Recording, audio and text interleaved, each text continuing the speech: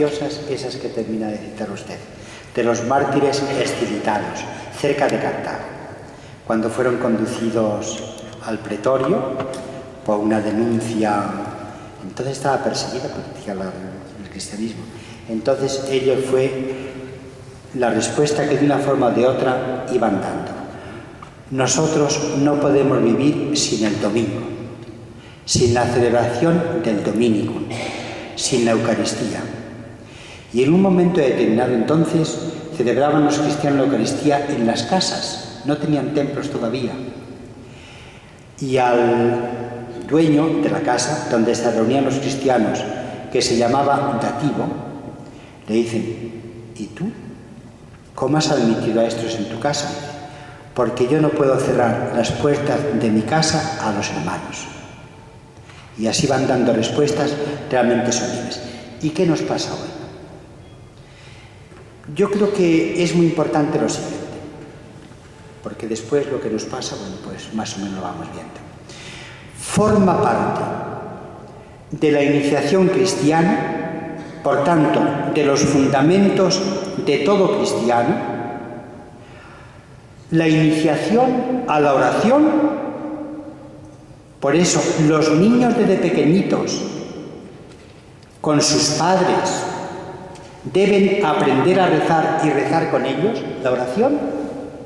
El Padre Nuestro es la oración que Jesús enseñó a sus discípulos, y nosotros también queremos ser discípulos suyos.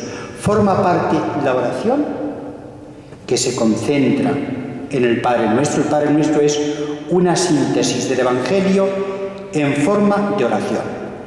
Hay que iniciar a los niños en la oración. Hay que iniciar a los niños en la participación en la Eucaristía del domingo, que eso justamente es la primera comunión. Hablar de primera comunión de alguna forma es una expresión reductiva, que se me entienda bien. Es decir, los niños son iniciados a la participación en la Eucaristía. Y la participación plena en la Eucaristía comporta también el participar del cuerpo y de la sangre del Señor. Por tanto, la primera comunión es la primera vez que de forma plena participan los niños en la Eucaristía, pero no es la primera vez que van a misa. Deben de ir desde prontito. Que son inquietos los niños, también lo fuimos nosotros. Es preferible la inquietud de la vida que la tranquilidad de la muerte o de la ausencia. Entonces tiene que ocupar un lugar muy relevante en la iniciación cristiana de los niños, adolescentes, jóvenes, la participación en la Eucaristía. Esto tenemos que subrayarlo mucho. Y en todo lo que significa la Eucaristía, que la Eucaristía, como ya en varios momentos he indicado, tiene una riqueza de significaciones magnífica. No solo es el Rey del Cielo, ya mora en mí, que recuerdo que cantamos cuando yo era seminarista y también en mi pueblo, el Rey del Cielo ya mora en mí, qué feliz soy. Claro que sí, pero más, pero también más. En todas las significaciones de la Eucaristía. Los niños también, es bueno que al participar en la Eucaristía vayan siendo iniciados en los sentimientos de fraternidad y en la ayuda al necesitado. Que vayan siendo iniciados, que lo comprenden bien,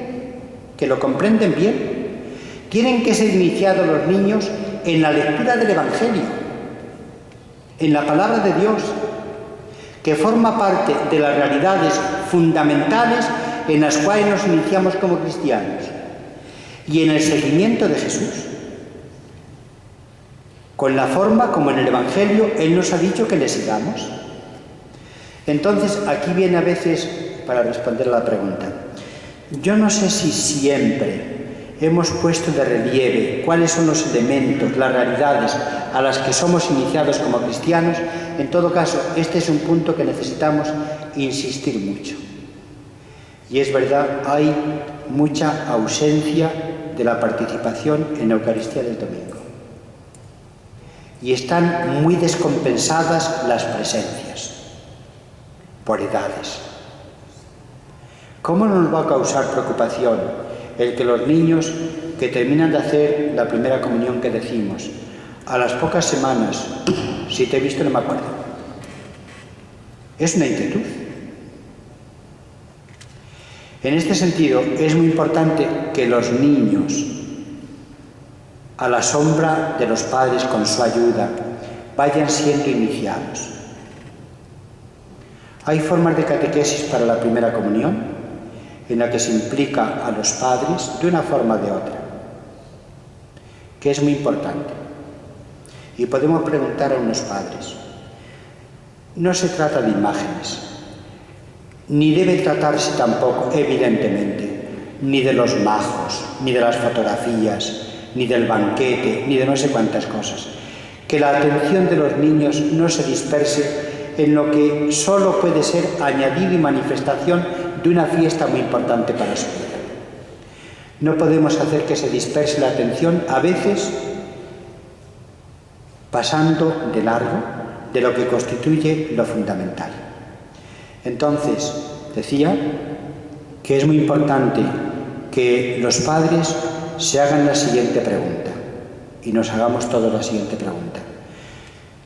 Si un padre o una madre quieren el bautismo para sus hijos y nosotros les agradecemos el que lo quieran y queremos ayudarles a que se perciba lo que piden para su hijo. Si piden para su hijo, para su hija, la primera comunión, la preparación de la primera comunión, eso significa que para ellos es estimado como un valor, porque lo quieren para sus hijos. Y entonces, ¿cómo a sus hijos, en ese momento tan importante de su vida, les van a dejar realmente desacompañados de su presencia? La iniciación cristiana requiere la cercanía de los padres, evidentemente los catequistas, de la parroquia, de los sacerdotes, de los obispos, de todos. Es un momento importantísimo de la vida de un niño. Bien, a lo mejor hay muchas cosas que tenemos que lo sentimos, lamentamos, a veces no terminamos de encontrar las formas eficaces de poder hacer que la Eucaristía sea percibida como el corazón de la vida de un cristiano. ¿Por qué no se explica la Eucaristía a los fieles? Cada paso y cada rito, siendo tan rica, hay mucha falta de formación. Pues es responsabilidad nuestra.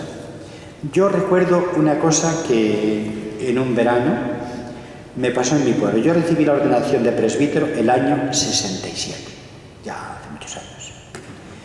Y entonces, poco después de la actuación por parte de la autoridad de la Iglesia de la reforma de la Eucaristía, que fue llegando poco a poco. Yo celebré todavía la misa en latín, pero poco a poco fue llegando la reforma.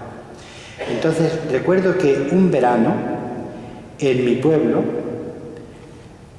pues decidí aquel año, los 3 o 4 domingos que estuve allá en el pueblo, explicar lo que era la Eucaristía a los fieles. Es la primera vez, no sé, quizá a lo mejor sea demasiado, que mis compañeros de pueblo, mis paisanos, me agradecieron la homilía cuando les expliqué un poco lo que era la misa. Necesitamos hacerlo. Yo creo que es importante, si no, pasamos por encima de tesoros. Y los tesoros tienen que ser descubiertos. Si no se descubre el tesoro que está escondido, entonces no nos da la impresión de que tenemos tesoros entre manos.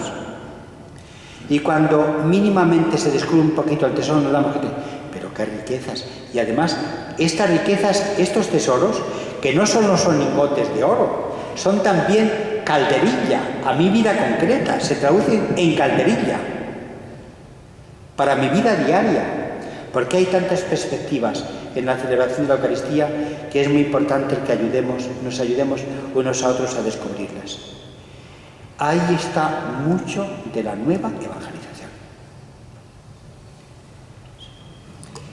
Lo que no se conoce no se valora realmente. ¿Cree usted que se necesita una catequesis continuada de lo que es la celebración eucarística? del valor y significado de cada gesto y que se podía hacer en las homilías o antes de cada misa? Bien, lo termino de decir. Quizá a lo mejor, además, don Francisco tiene una capacidad inmensa de catequesis, de dar catequesis, de iniciativas, de sugerencias.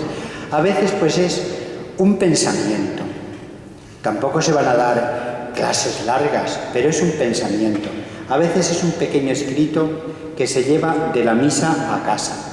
Y a lo mejor hay la tentación de volver a leerlo. Y es una tentación en la que sí que se puede consentir, que se lean esos escritos. Hay diversas formas. Hay también por los medios de comunicación social, también. Pero es bueno que lo tengamos esto como horizonte en nuestra preocupación apostólica.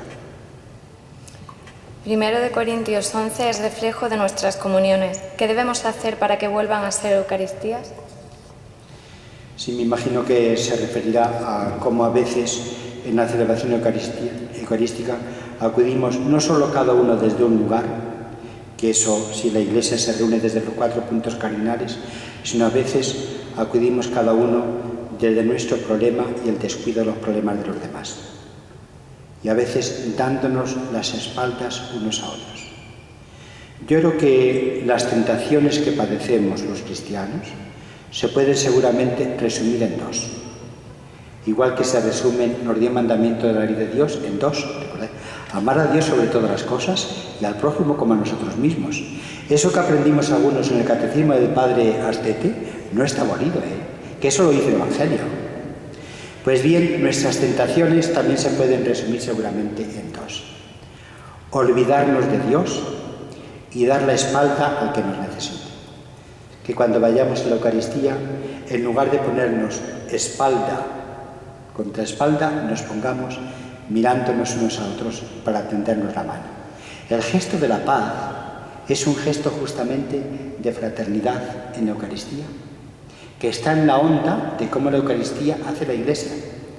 Porque el gesto de la paz, que es un gesto social, es lo que sea, un apretón de manos, un beso, un abrazo, una inclinación, como sea, es un gesto social. Pero es después de que Jesucristo nos ha prometido su paz. Nosotros la intercambiamos y en ese signo de la paz nos comprometemos a ser pacificadores. Que de la Eucaristía no salgamos lo mismo que entramos. Que a veces entramos distraídos o en posturas divergentes y salimos tan distraídos como entramos y en posturas tan divergentes como entramos. Monseñor Francisco Cerro le hace ahora entrega de un obsequio para agradecerle su presencia en este congreso.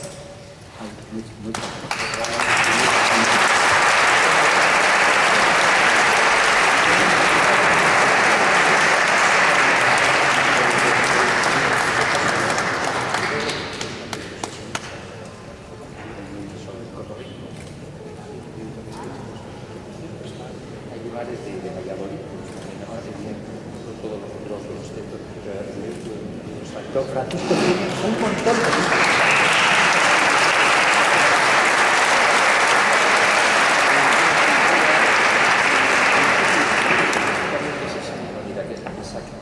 Muy bien, muchas gracias.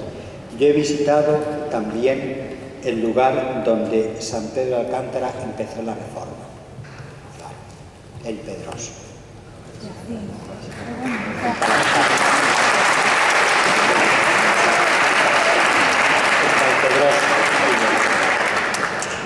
Y como saben, está enterrado en Arenas de San Pedro, provincia de Ávila. Ya saben ustedes, ya saben dónde está.